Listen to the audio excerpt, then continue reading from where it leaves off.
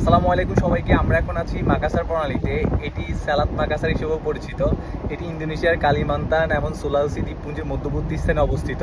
এর উত্তরে রয়েছে সেলেবাস সাগর এবং এর দক্ষিণে রয়েছে জাভা সাগর।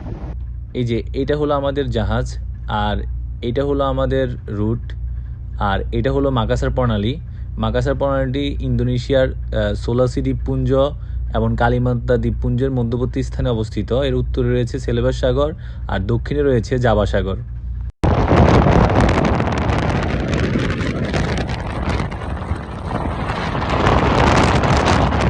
মাকাসার প্রণালী প্রায় 400 কিলোমিটার দীর্ঘ এবং এর প্রস্থ 130 থেকে 240 কিলোমিটার।